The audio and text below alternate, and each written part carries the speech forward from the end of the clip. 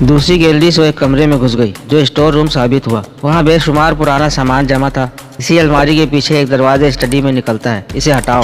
मैं टार्ज़न नहीं हूँ।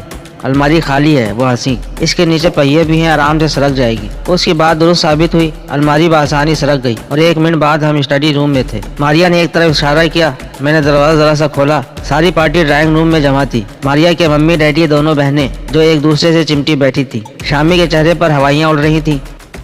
प्यारे दोस्तों, आगे बढ़ने से पहले आपसे रिक्वेस्ट करूंगा कि अपनी मोहब्बतों का इजहार करते हुए मेरे चैनल को सब्सक्राइब कर दें और साथ बेल का बटन भी दबा दें ताकि मेरी कोई वीडियो आपसे मिस ना हो। अब आगे चलते हैं। महापारा और हसन अली एक सोफे पर बराबर बराबर बैठे थे और महापारा ने तहफ़्फ़ुज़ चाहने वाले अंदाज में हसन अली का हाथ थाम रखा था। उसका चेहरा पत्थर की तरह सख्त हो रहा था। मैं जानता था वो अंदर से खोल रहा होगा। उसे ज़रा सा मौका मिला और वो आतिफ फशा की तरह इन लोगों पर फट पड़ेगा। फिलहाल वो दूसरों की वजह से मजबूर था। मुख्तसर सी झिरी से मुझे ड्राइंग रूम का वस्ती हिस्सा ही साफ नजर आ रहा था। वस्त में एक गोरा चिट्टा नौजवान खड़ा था। उसने जीन्स पहन रखी थी और ऊपर कमीज के साथ पीतल के चमकदार बटनों वाली वास्किट थी। इसके हाथ में पिस्तौल था। बस एक हेट और एक घोड़े की कमी थी, वरना वो पूरा काव बॉय नजर आता। निजामी साहब, जो काम आसानी से हो सकता है उसे मुश्किल तरीके से क्यों करवाते हो? उसने कहा। मेरे पास कोई रकम नहीं है। मैं एक मामूली सा कारोबारी आदमी हूँ। महमूद निजामी ने खुश होंठों पर जबान फेरते हुए कहा।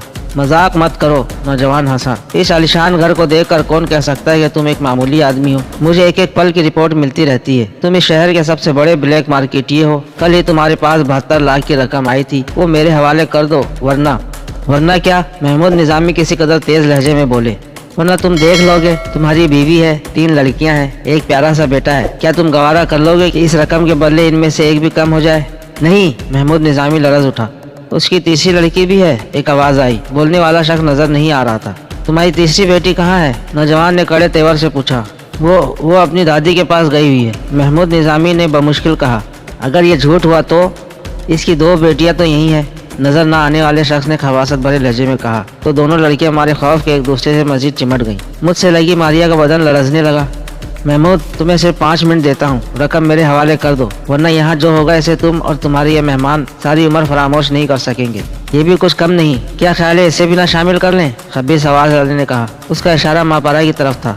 खबरदार, हसन अली गुर्राया, औरतों को इन मामला से दूर रखो। अगर मर्द हो तो हम अपनी मर्दानगी साबित कर देंगे। नौजवान ने मानी खेर अंदाज में कहा। तो वहाँ मौजूद ख्वातीन के चेहरे सुर्ख हो गए थे। हसन अली के चेहरे पर तैश की सुर्खी छा गई थी। महमूद निजामी जर्द पड़ गया था। मुझे इन लोगों की बातों से फितने की बू आने लगी थी। उनकी नीयत खराब थी। गलबन वो रकम भी हासिल करना चाहते थे और लड़कियों पर भी हाथ साफ करने की फिक्र में थे। ये बात महमूद निजामी और हसन अली ने भी महसूस कर ली थी। लिहाजा जब उनके हाथ पैर बांधे जाने लगे तो उन्होंने खासी मुज़ाहमत की थी, लेकिन खुदकार हथियारों के आगे उन्हें हथियार डालने ही पड़े थे। अब महमूद निजामी ने मिन्नत समाजा शुरू कर दी थी। तुम लोग मानते क्यों नहीं कि रकम मेरे पास नहीं है? मैंने आज सुबह ही इसे बैंक में जमा करा दिया है। बको मत, कोई ब्लैक मनी बैंक में जमा नहीं कराता। इन लोगों ने हसन अली, महमूद और सामी के साथ मिसेज निजामी को भी बांध दिया था। अब वहाँ 5 अफराद नजर आ रहे थे, जबकि मेरा अंदाजा था कि कम से कम एक फर्द बाहर भी था ताकि किसी गैर मुतवक्का सूरत हाल में इन्हें खबरदार कर सके। एक शख्स ने महमूद निजामी की बड़ी बेटी को खींचकर सोफे से खड़ा कर दिया। जरा नच के दिखा सोनिए, उसने मुस्तफा कुरैशी के अंदाज में कहा। ये वही था खबीस आवाज वाला। लड़की ने हल्की सी चीख मारी थी। महमूद निजामी ने तड़प कर कहा। छोड़ दे इसे, मैं रकम देता हूँ। छोड़ दे इसे। नौजवान ने कहकार लगाया। बुढ़ा राजी हो गया है। रकम मेरी स्टडी के खफीफ सेफ में रखी है। मुझे खोलो, मैं रकम निकाल कर देता हूँ।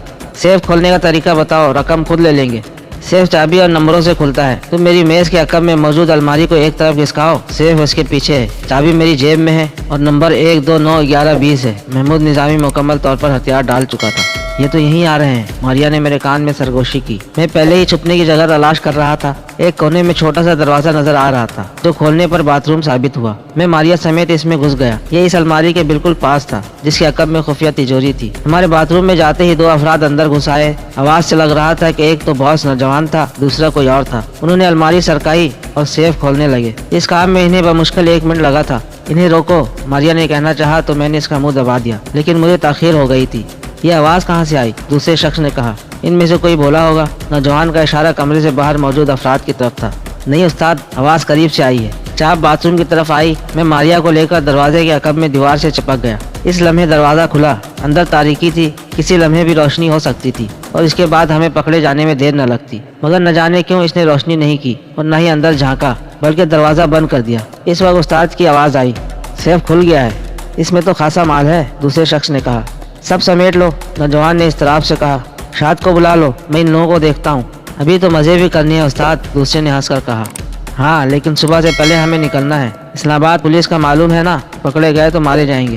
ماریا کی انگلیاں میرے بازو میں پیوست ہونے لگی تھی، وہ سخت عیش میں تھی۔ اس نے باہر جانے کی کوشش کی لیکن میں نے اسے روک لیا۔ وہ منہ سے آواز نہیں نکال سکتی تھی، بے بسی سے ہانپ کر رہ گئی۔ کچھ دیر کھٹ پٹ کی آوازیں آتی رہیں، وہ لوگ سیف خالی کر رہے تھے۔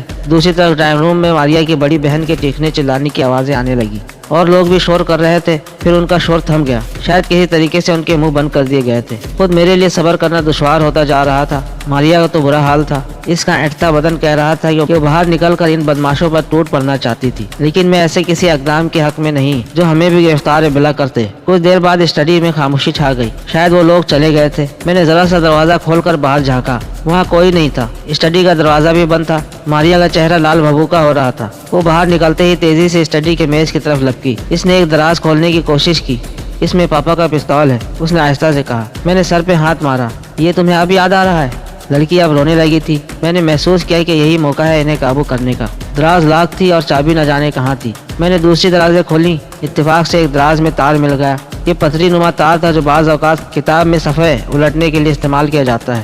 میں نے اس کی مدد سے دراز کا لاک کھولنے کی کوشش کی۔ مزید خوش قسمتی کی بالکل اناڑی ہونے کے باوجود لاک کھل گیا۔ میں نے تیزی سے دراز میں اوپر ہی رکھا پستول نکالا۔ یہ کولڈ تھا، نیا اور بالکل لوڈڈ۔ میں نے سیفٹی کیج ہٹاتے ہوئے ماریو کو اپنا منصوبہ سمجھایا۔ زیادہ جوش میں آگے مت نکل جانا، انہیں اندر لانے کی کوشش کرنا۔ میں دروازے کے عقب میں کھڑا ہو گیا اور ماریا نے اسٹڈی کا دروازہ کھولا اور چلائی، یہ کیا ہو رہا ہے؟ ارے یہ یہی ہے، کسی نے گالی کے ساتھ کہا۔ پکڑو اسے۔ ماریا نے یوں دروازہ بند کر دیا جیسے جان بچانے کے لیے واپس بھاگی ہو، لیکن دروازہ بند کرتے ہی اس نے کمرے کی روشنی بجھا دی اور بیس بال کا بلہ تھام کر تیار ہو گئی۔ حسب توقع آنے والا اندھے بیل کی طرح اندر گھسا اور پھر یقیناً دنیا اس کی آنکھوں کے سامنے تاریک ہو گئی ہوگی۔ ماریا نے پوری قوت سے اس کے سر پر ڈنڈا مارا تھا، وہ آواز نکالے بغیر ڈھیر ہو گیا۔ بقیہ کہانی اگلے حصے میں ملاحظہ فرمائیں۔ اس ویڈیو کو لائک کریں، چینل کو سبسکرائب کریں اور ساتھ ساتھ گھنٹی کا بٹن بھی دبا دیں۔ آپ کے تعاون کا شکریہ۔